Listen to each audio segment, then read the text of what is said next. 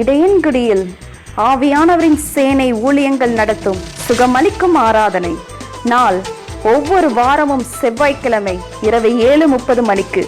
இடம் பீட்டர் தெரு, இடையன்குடி.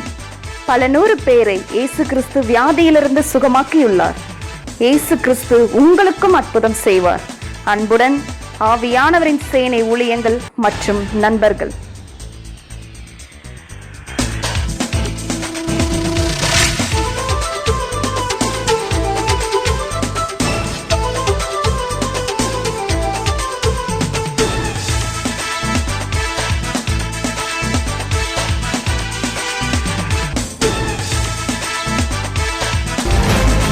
சகோதரர் ஐசக் செல்வத்துறை. ஆவியானவரின் சேனை நம்பர் 3/126 பீட்டர் தெரு, இடையன்குடி. Cell number 7598280345 9865433800.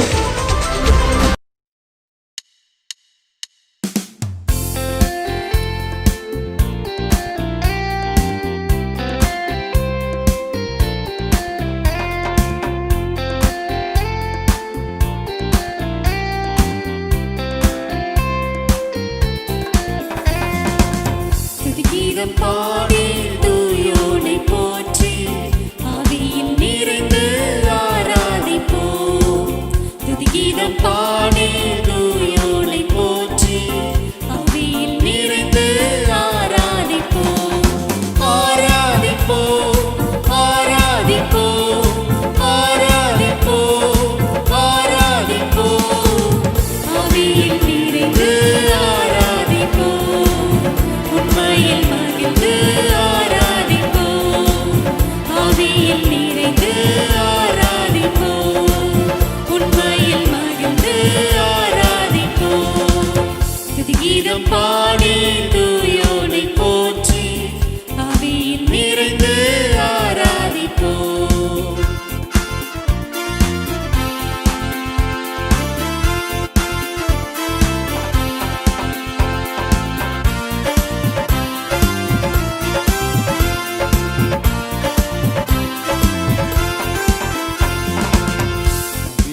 என்னையும் பரிசுத்தமாக்கினார். பாடி புகழ்ந்து ஆராதிப்போம். பாவியாம் நம்மையும் பரிசுத்தமாக்கினார். பாடி புகழ்ந்து ஆராதிப்போம். ஆராதிப்போம், ஆராதிப்போம், ஆராதிப்போம், ஆராதிப்போம். ஆவியில் நிறைந்து ஆராதிப்போம். உண்மையில் மகிழ்ந்து ஆராதிப்போம். ஆவியில் நிறைந்து ஆராதிப்போம். உண்மையில் மகிழ்ந்து ஆராதிப்போம். துதிகீதம் பாடி தூயோனை போற்றி ஆவியில் நிறைந்து ஆராதிப்போம்.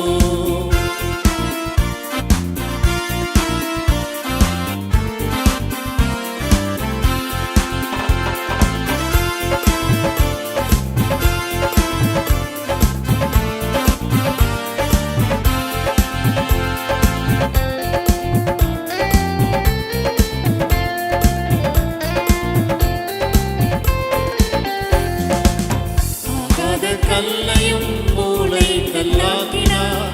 ஆனந்த சத்தத்தோடு ஆராதிப்போம். ஆகாத கல்லையும் மூளை கல்லாக்கினார். ஆனந்த சத்தத்தோடு ஆராதிப்போம். ஆராதிப்போம், ஆராதிப்போம், ஆராதிப்போம், ஆராதிப்போம்.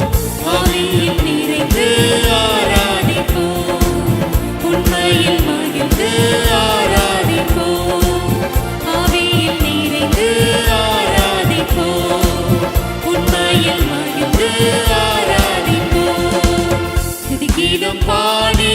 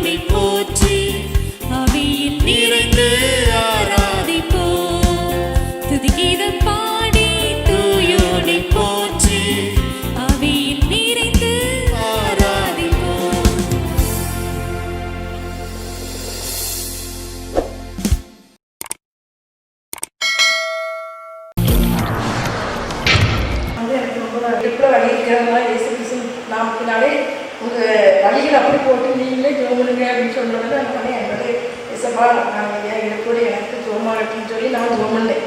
உடனே எனக்கு கொஞ்ச நேரத்தில் அப்படி இப்போ பார்க்க ஜோமாகிட்டுலாம் முன்னுக்கு வர சொன்னோடனே எனக்கு கொஞ்சம் பயம் ஒரு மாதிரி வெக்க மாதிரி இருந்துச்சு.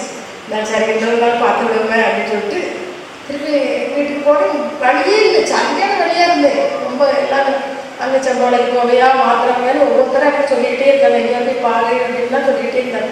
அன்னைக்கு ஒரு நாள் கூட்டத்துக்கு போயிட்டு தான் போகணும் அப்படிங்கிற ஒரு தீர்மானத்தோடு வந்தேன். அப்புறம் எனக்கு நைட் ராத்திரி நான் ரொம்ப விசுவாசத்தோடு தான் இருந்தேன். விசுவாசிக்கணும் கட்டாயம் வந்துச்சோமாங்கிற ஒரு விசுவாசம். ராத்திரி 12 மணிக்கு தான் எனக்கு ஒரு வழி வந்துச்சு. நான் ரொம்ப விசுவாசத்தோடு இருக்கிறேன். வந்து கூட்டத்துக்கு போய் கட்டாயம் எனக்கு சோமா விடுதலை கிடைக்கும்னு நினச்சேன். திருப்பி நைட்டு இப்போ திருப்பி கொடுக்கும்போது எனக்கு தாங்க முடியல கிடையாது. எனக்கு அதுக்கு வரவே இல்லை. நான் எல்லாத்தையுமே கடையில் சொன்னேன். நான் ஐசக் பிரேக் போனபோது எனக்கு அப்படியே சொல்லுவோம் இன்னும் செய்யறது நான் கட்டாயம் இருக்குன்னு எப்படியா சொல்ல கொண்டு வருவீங்கன்னு எனக்கு பயங்கரமான குறுக்கோடி ரொம்ப தாங்க முடியல. அவ்வளவு வழிய செம்போலைக்கு தான் போகணும்ட்டு இருந்தேன். செம்போலைக்கு போகணும்னாலும் ஆண்டவரை எடுத்து கொடுத்தார். ஹல்லேலூயா. கரங்களை இருக்கிறத பயன்படுத்தணும். ஹல்லேலூயா.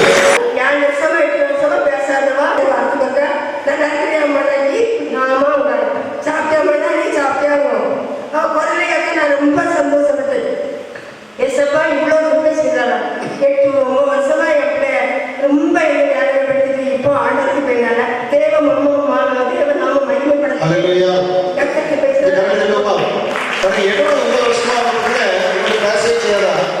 இப்போ ஒரு இந்த கொரோனா வந்ததுலேருந்து இப்போ வாரத்துக்கு ஃபோன் பண்ணி நல்லா பேசுறாங்க. ஹல்லேலூயா. இயேசு கிறிஸ்து பெரியவர். ஆமென். இன்றைக்கு வருஷங்களோட இருக்கிறார். ஆமென். ஹல்லேலூயா. கத்தருக்கு சோஸ்திரம். அடுத்த 5-6 மாதங்களுக்கு முன்னதாக முட்டு வலியில் ரொம்ப கஷ்டப்பட்டேன். முட்டு வலின்னா கடுமையான புத்தெடுப்பு. படுக்கவும் முடியாது, இருக்கவும் முடியாது, தூங்கவும் முடியாது. இடமெல்லாம் கண்ணீராக தான் இருக்கும். அப்படியே ரொம்ப கஷ்டப்பட்டுட்டு இருந்தேன். பழையபடி ஜெயசேரன் ஆஸ்பத்திரிக்கு வேற போனேன். அப்படியே எக்ஸ்ரே எல்லாம் எடுத்தாங்க 2 காலையும். எக்ஸ்ரே எடுத்து எல்லாம் பார்த்துட்டு சதை விலகி இருக்கு. 15 நாள் மாத்திரை தருவேன். சாப்பிட்டுட்டு சரியாகலைன்னா நீங்கள் முட்டையில் ஆப்ரேஷன் தான் பண்ணணும் அப்படின்னு சொல்லிட்டாங்க. அதனால நான் வீட்டுக்கு வந்துட்டேன். வீட்டுக்கு வந்து 15 நாள் மாத்திரையும் சாப்பிட்டேன். எப்படி போனேனோ அதே மாதிரி தான் அந்த கால் இருக்கிறதே ஒரு சுகமே கிடைக்கல எனக்கு. நான் அந்த ப்ரேயர் மீட்டிங்கில் இருக்கும்போது மகன் ஜெபம் பண்ணும்போது முட்டு வழியில் கஷ்டப்படுறதெல்லாம் முன்னுக்கு வாங்க அப்படின்னு கூப்பிட்டாலும் முன்னுக்கு போயிட்டேன். போய் ஜெபம் பண்ண பிறகு அண்டையிலேருந்து முட்டு வேற முட்டுல புத்தகத்தே இல்லை. ஹல்லேலூயா.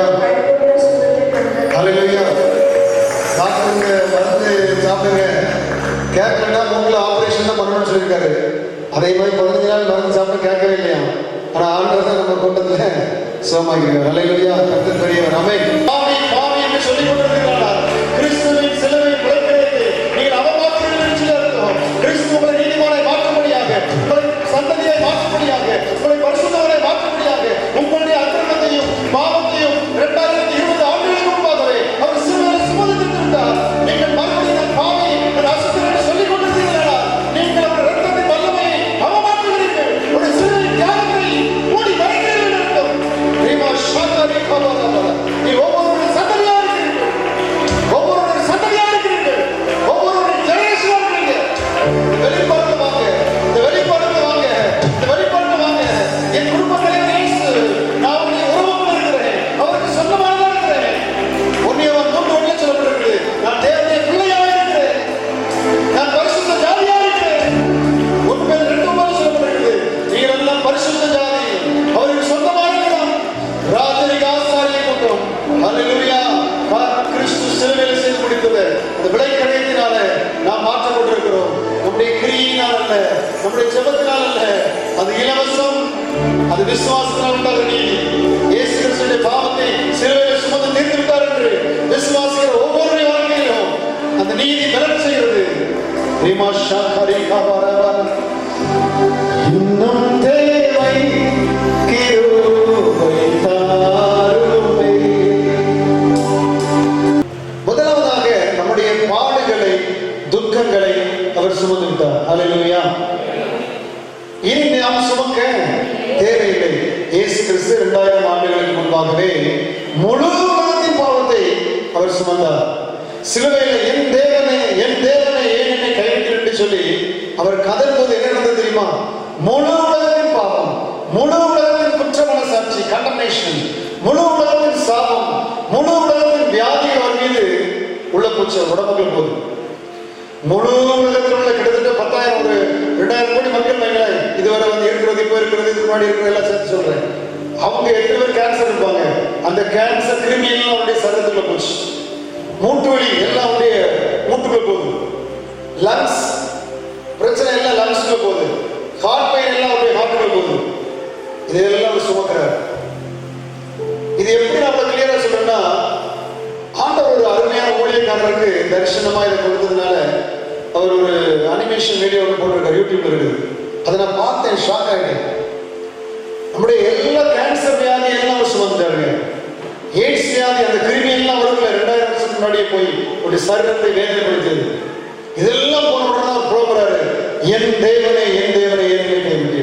ஒரு புறம் பாவம், பாவத்தில் வந்த சாபம், பாவத்தில் வந்த கொடூரம், பாவத்தில் வந்த வியாதிகள், பாவத்தில் வந்த தரித்திரம் எல்லாமே அவருக்குள்ள போய் அவர் வேதனைப்படுத்தியது. முடிந்தது என்று சொல்லும்போது இவையெல்லாம் முற்றுப்புள்ளி உண்டாயிருக்கு. ஹல்லேலூயா.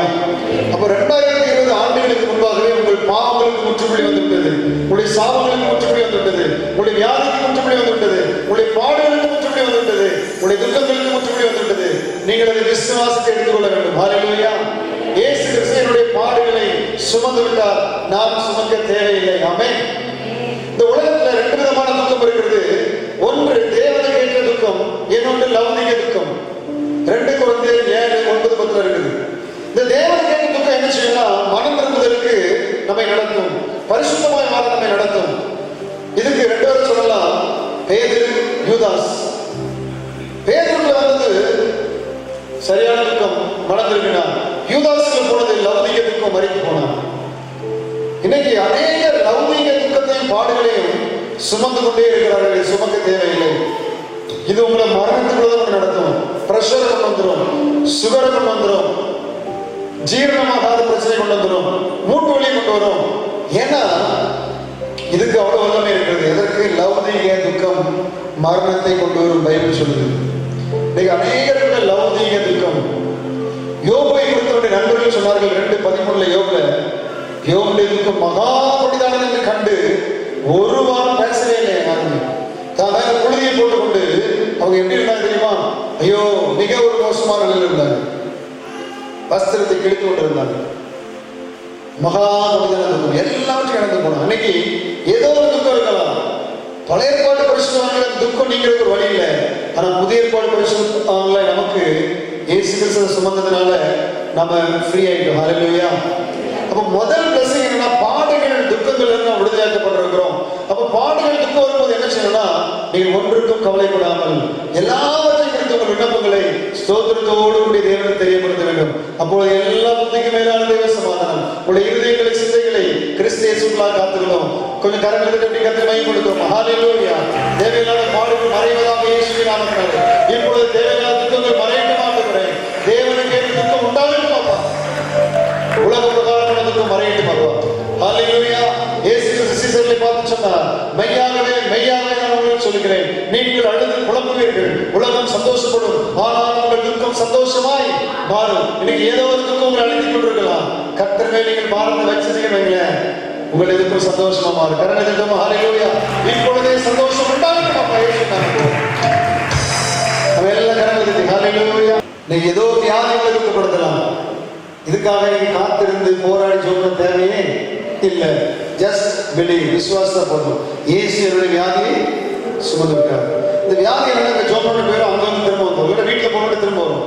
அப்போ நீங்க என்ன சொல்லணும்? இயேசு நாமத்தினாலே போனாத வியாதி எனக்கு ஓடிடும். அவ்வளவுதான் நீங்க சொன்னா போதும் போயிடும். ஆமென். அன்னைக்கு நான் சொன்னேன், அந்த நேரத்துல கையை வைங்க, கட்டளை எடுங்க. அப்படிதானே? அது அவங்களுக்கு அற்புதம் நடந்தது பார்த்தீங்களா? ஹல்லேலூயா. என் கூட ஒரு 2 கை வைக்கிறீங்க, எனக்கு வந்து வர பயப்படுறீங்க. பாருங்க, இயேசு கிறிஸ்து இன்றைக்கு அற்புதங்கள் செய்யறாரு. ஆமென். உங்களை வியாதி துக்கப்படுத்தலாம். இப்போ இந்த கூட்டத்தோட வெளியே போகுது. ஆமென் சொல்லுங்க. ஹல்லேலூயா. ஒரு வாலிபன் நம்முடைய ஊழியத்துல இருந்த மாதிரி 22 வயசுல ஆகல, சுகர் 560, இன்சுலின் காலையில் 10 ml, 10 ஈவினிங் 10 ml கூட போல, பிளஸ் டேப்லெட். திடீர்னு ஒரு நாள் சொன்னா சிஎம்சி போனால் லீவ் வேணும், எதுக்குன்னு கேட்டேன். இப்படி சுகர் இவ்வளோ இருக்குது, ப்ரெஷர் 200 இருக்குண்ணா. அப்போ நான் சொன்னேன், டாக்டர் உனக்கு மாத்திரையே வேணாம்னு சொல்லிடுவான்னு சொல்லி. ஹல்லேலூயா. 1 மணி நேரம் ஜெபம் இல்லை, தலையில் கழிச்சு ஒரு சின்ன ஜெபம் பண்ணி சொன்னேன், டாக்டர் உனக்கு மாத்திரையும் போடண்டா இன்சுலினும் போடண்டா சொல்லுவான்னு சொல்லி அனுப்பிவிட்டேன். போயிட்டு சிஎம்சி வெள்ளூர் போயிட்டு வந்து சொல்கிறான், நீங்கள் சொன்ன மாதிரியே தான் டாக்டர் சொன்னார், சுகர் எல்லாம் நான் பண்ணி கரெக்டாக தட்டுமா 560. ஹல்லேலூயா. 560 21 22 வயசுல 560. திரும்ப ஒரு படிக்க வேண்டாம், ஏன்னா அது ஒரு உட்கார முடியாது. அதனால சுகர் 520 இருந்தனால உட்கார முடியாது, குறுக்கு படிக்கும். சரியான திரும்ப காலேஜ் படிச்சு முடிச்சுட்டு வந்தேன். ஹல்லேலூயா. ஹல்லேலூயா. அதனால இயேசு கிறிஸ்து ஏற்கனவே சுமந்துட்டதுனால நீங்க சுமக்க தேவையில்லை. ஆமென். Just believe. ஆமென். நீங்க அதை விசுவாசிக்கணும். ஆமென். இரண்டாவதாக இயேசு கிறிஸ்து சிலுவையில் செய்தது என்னன்னா, நான் ஒரு சுவிசேஷம் இருக்கிறதுனால தான் இதெல்லாம் உங்களுக்கு சிம்பிளான செய்தி சொல்றேன். நம்முடைய மீறுதல் நிமித்தம் அவர் காயப்பட்டு, நம்முடைய அக்கிரமம் நிமித்தம் அவர் நொறுக்கப்பட்டார். மீறுதல் அக்கிரமம், அதாவது பரிசுத்த வாழ்க்கைக்காக அவர் எல்லாத்தையுமே செய்து முடிச்சார். ஆமென். அடுத்தது பாருங்க, நமக்கு சமாதானத்தை உண்டு பண்ணும் ஆக்கினை அவருக்கு வந்தது.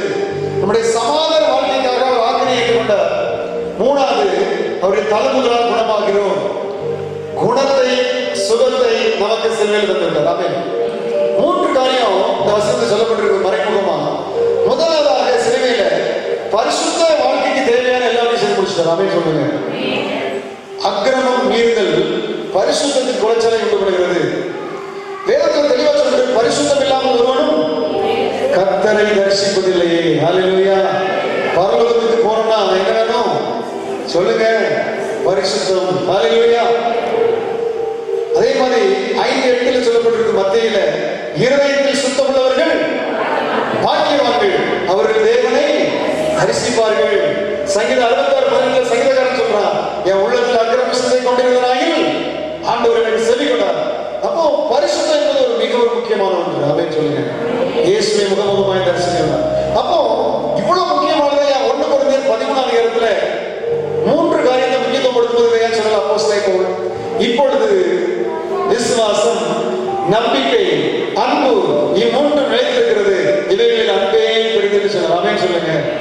முதன்மையானது விசுவாசம், பிரதானமானது அன்பு கிறிஸ்தவ வாழ்க்கையில. அப்ப ஏன் பரிசுத்தத்தை எம்பசைஸ் பண்ணலன்னா, விசுவாசம் நமக்குள்ள கர்த்தர் மேல இருந்தா பரிசுத்தமா இருக்கும். ஹல்லேலூயா. அப்ப விசுவாசத்தின் பை ப்ராடக்டா இருந்தது பரிசுத்தம். சொல்ல புரிஞ்சுச்சா?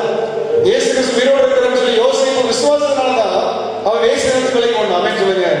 ஹல்லேலூயா. அப்போ நம்ம பரிசுத்தமாய் வாழ்வதற்காக 2000 ஆண்டுகளுக்கு முன்பாகவே என்னுடைய மீறுதலையும் என்னுடைய அக்கிரமத்தையும் சுமந்து விட்டார். உங்களுடைய மீறுதலையும் உங்களுடைய அக்கிரமத்தையும் சுமந்து விட்டார். பரிசுத்த வாழ்க்கை என்பது அது இலவசம், கிருபை. ஹல்லேலூயா. நம்முடைய பரிசுத்தம் எப்படின்னா, அந்த அழுக்கான கந்தை தான். நம்முடைய பரிசுத்தம் ஒரு வெள்ளை அடிக்கிற கல்லறை தான் உருவாக்கும். வெளியே அலங்காரமா இருக்கும், உள்ள நாற்றம் வசதி இருக்கும். ஆனா ஆண்டவருடைய பரிசுத்தம் எப்படின்னா, அது இலவசம், அது கிருபை, கிருபையினால் உண்டாகிறது. எபேசியர் 1 நீங்க வாசித்து பாருங்க, விசுவாசிகளாகிய பரிசுத்தவர்களுக்கு எழுதுகிறவராக சொல்றாரு. அப்ப விசுவாசிகள் யாரு? நாம தான். ஆமென் சொல்லுங்க. அப்ப பரிசுத்தவங்க யாரு? நாம தான். ஆமென் சொல்லுங்க. ஆனா இன்னைக்கு நமக்கு அந்த அறிவு இல்லை. ஹல்லேலூயா. 1 யோவான் 3:1 வாசிங்க.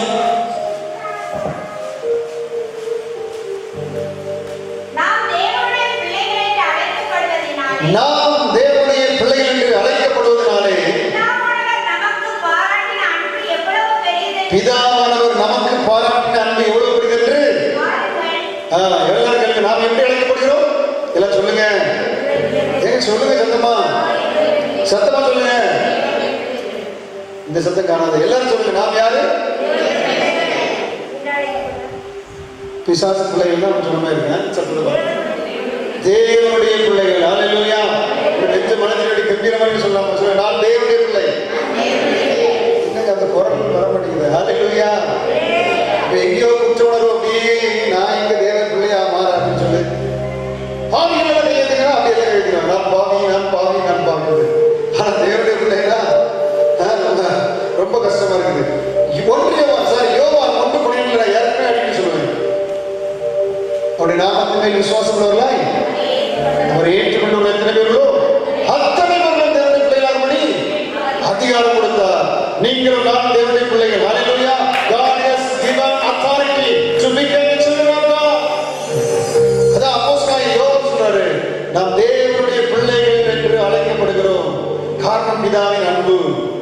இப்போ தேவ பிள்ளையா இருக்கும். இனி எப்படி இருப்போமா? அவருக்கு ஒப்பாக இருப்போமா? ஹalleluya. கொஞ்சம் கரங்களை தட்டுவோமா அந்த வசனத்துக்காக? ஆமென் சொல்லுங்க. ஹalleluya. எவர்களை அழைத்தாரோ அவர்களை நீதிமான்களாக்குகிறார். எவர்களை நீதிமான்களாக்குறாரோ அவர்களை மகிமைப்படுத்துகிறார். எவர்களை மகிமைப்படுத்துகிறார்களோ குமாரனுடைய சாயலுக்கு ஒப்பாக மறுரூபமாக்குகிறார். நம்பருடைய கரங்களை தட்டுவோமா? ஹalleluya. இதற்காக 2000 ஆண்டுகளுக்கு முன்பாகவே நம்முடைய பாவத்தையும் மீறுதலையும் அவர் சிலுவையில் சுமந்துட்டாரு. நாம நீதிமானாயிட்டோம், அவர் பாவியா மாறிட்டார். சிலுவையில கைவிடப்பட்டவராய் மாறிவிட்டார். அவர் பாவியல்ல, பரிசுத்தவான். ஆனா நம் பாவம் அவரை பாவியாய் சிலுவையில் மாற்றிவிட்டது. பாருங்க, ரோமர் 8 சொல்லப்பட்டிருக்கிறது, பாவ மாம்சத்தின் சாயலாய் மாறினார். அவன் சொல்லுங்க. இரண்டாவதாக சமாதானத்தை உண்டு பண்ணும் ஆக்கினை, சமாதானமா வாழ்றதுக்கான காரியங்கள். இப்போ அநேகர் சமாதானமா வாழ முடியல. ஏன்னா ஏதோ ஒரு சாபம் அங்கே ஒரு வாழ்க்கையில செயல்பட்டு கொண்டே இருக்கிறது. குடும்பத்தில் சமாதானமே இருக்கு. கணவனுக்கு விரோதமாய் மனைவி, மனைவிக்கு விரோதமாய் பிள்ளைகள், பிள்ளைகளுக்கு விரோதமாய் கணவன். ஐயோ, குடும்பம்லாம் நரகமா இருந்து கொண்டிருக்கிறது. இந்த குடி பாருங்க, நாசமாக கலந்து யோசிச்சு பாருங்க. நிறைய பிள்ளைங்களுக்கு மன அழுத்தத்தில் இருக்கு. ஏன்னா அப்பா வந்து பிள்ளைங்கிட்ட பேசவே கிடையாது தானே. காலையில் வேலைக்கு போயிடுவாரு, அவசரமா வேலைக்கு கொடுத்து பிள்ளைங்களை பேச மாட்டாரு. சாயங்காலம் வரும்போது 2 டபுளால அப்படின்னு வருது தானே. அது எங்க பேச?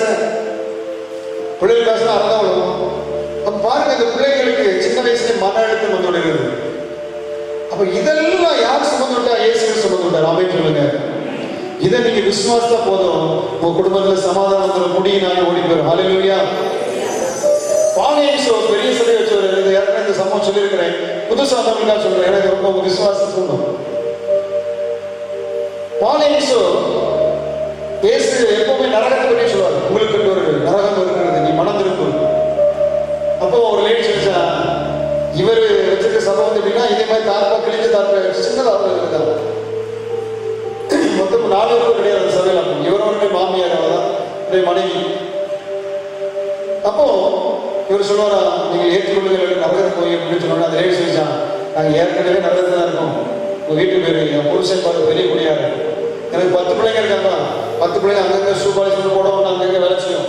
அதை வச்சு தான் நாங்கள் நினைச்சிடும் ஏதோ சாப்பிட்டு ஓடிட்டு இருக்கோம். இதை விட நரகத்தில் நாங்கள் பார்க்கப்படுறதில்ல, இதை எங்கள் கொடிய நரகம் ஓடிடணும்னு சொல்லி அனுப்பிட்டோம். இவர் ஆண்டு சமத்தில் ஆண்டவரே இல்லை ஆண்டவரே எவ்வளோ சுவிசேஷம் சொல்கிறேன் ஏற்றுக்கொள்ள மாட்டேங்கிறோடனே ஆண்டு சொல்லலாம், ஏப்பா மகிழ்ச்சியான காரியங்கள் பரலோகத்தை குறித்து ஏன் பேசுங்க, நீ நரகத்தை பேசுகிறேன். அப்போ சொல்றாரு, நீங்க இயேசுவை கேளுங்க, ஆண்டவர் உங்களுக்கு இந்த சூழ்நிலையை மாற்றுவார் சொன்ன உடனே ஒரு வழியா சம்மதிச்சு இவர் வந்துட்டு ஏன்னா ஒரு பாசிட்டிவா பேச ஆரம்பிச்சாரு.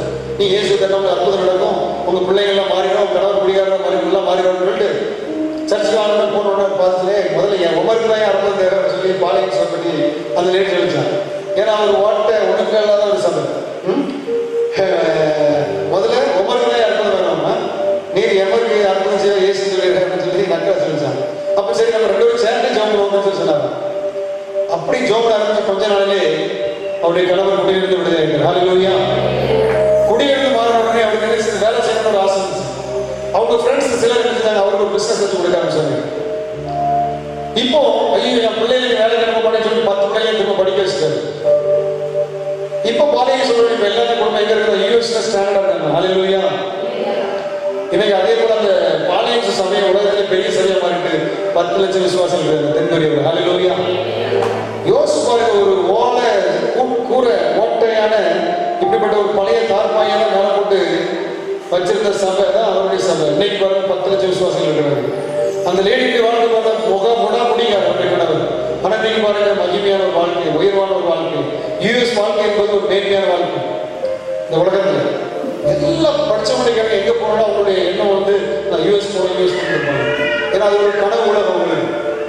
ஆனா யோசிச்சு பாருங்க, இன்னைக்கு ஆண்டவர் உலகத்துல மேம்படுத்த நித்தியத்தை நம்மளுக்கு தருகிறார். ஹalleluya. அப்ப இந்த சமாதானத்தை கொண்டு வந்ததற்காக இந்த சமாதானத்தை கெடுக்கிற எல்லாமே அவர் சுமந்து விட்டார். ஆக்கினை அவர் ஏற்றுக்கொண்டு விட்டார். அதனால அவருடைய தழும்புகளால் குணமாகிறோம். நீங்கள் வியாதியோடு அகல்பட தேவையில்லை. அவருடைய தழும்புகள் உங்களை குணமாக்க போதுமானதாக இருக்கிறது. அவருடைய சரீரத்துக்குள்ள அத்தனை தழும்புகள் எதுக்காக தெரியுமா? நம்மை குணமாக்குவதற்காக. ஹalleluya. ஹalleluya. நீங்க வியாதியோடு இருக்கீங்களா? உடைய தழும்புகளால் நான் குணமானேன்னு சொல்லுங்க. ஏன்னா 1 பேதுரு 2:24 நீங்க வாசிச்சு பாருங்க. குணமானீர்கள் என்று சொல்லப்படல, குணமானீர்கள். ஹல்லேலூயா. பாசன்ஸ் தான் இருக்குது. ஏன்னா 2000 ஆண்டுகளுக்கு முன்பாக அவருடைய வியாதியை சுமந்ததுனால நீங்கள் குணமாகி விட்டீர்கள். ஆமென். அப்ப சொல்லுங்க, என் சரீரத்துல வியாதி இருக்குது, குணமாகி விட்டீங்கன்னு சொல்றீங்க, என் வியாதி இருக்குன்னு சொல்றீங்க. நீங்க அந்த உணர்ச்சி நம்பாம வாக்குத்தத்தத்தை நம்புங்க. ஹல்லேலூயா. வாக்குத்தத்தத்தை அறிக்கை செய்யுங்க. நான் குணமாகி விட்டேன், இயேசு கிறிஸ்து தலைமுறையால் குணமாகி விட்டேன், இயேசு கிறிஸ்து தலைமுறையால் என் உள்ளுறுப்புகள் செயல்படுகிறது, என் லங்ஸ் நல்லா செயல்படுகிறது, என் கிட்னி நல்லா செயல்படுகிறது, நான் சுகமாகி விட்டேன். சொல்லி பாருங்க, ஒரு வாரம் சொல்லி பாருங்க, விசுவாச வார்த்தையில பேசி பாருங்க, எல்லாமே செய்யறாங்க. ஹல்லேலூயா. ஏனென்றால் தழும்புகளுக்கு என்ற வல்லமை இருக்குது. இது அறிக்கை செய்து எத்தனையோ ஒரு கேன்சர்ல சோமா இருக்கிறாங்க, எத்தனையோ மரணம் படுக்கிறது சோமா இருக்கிறாங்க.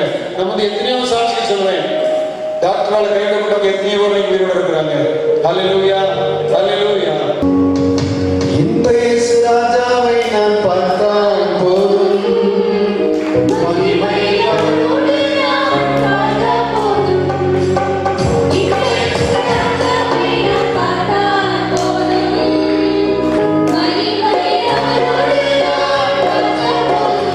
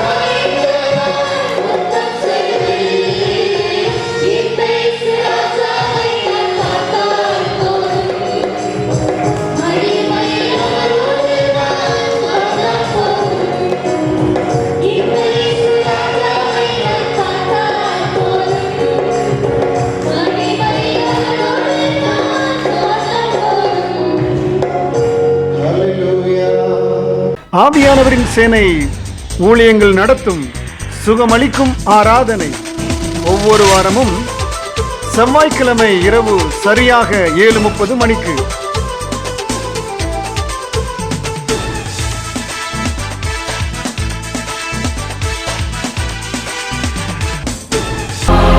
இடையன்குடியில் கீழ்கால் சுகமளிக்கும் ஆராதனை. நாள் ஒவ்வொரு வாரமும் செவ்வாய்க்கிழமை. இடம் கீழ்கால் ஜெப மையம், பீட்டர் தெரு, இடையன்குடி.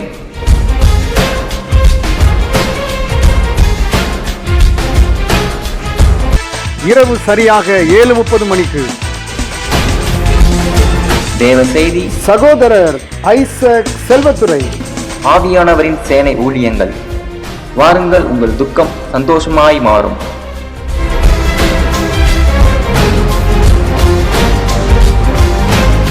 சகோதரர் ஐசக் செல்வத்துறை. ஆவியானவரின் சேனை, நம்பர் 3/126, பீட்டர் தெரு, இடையன்குடி. Cell number 7598280345 9865 433 800.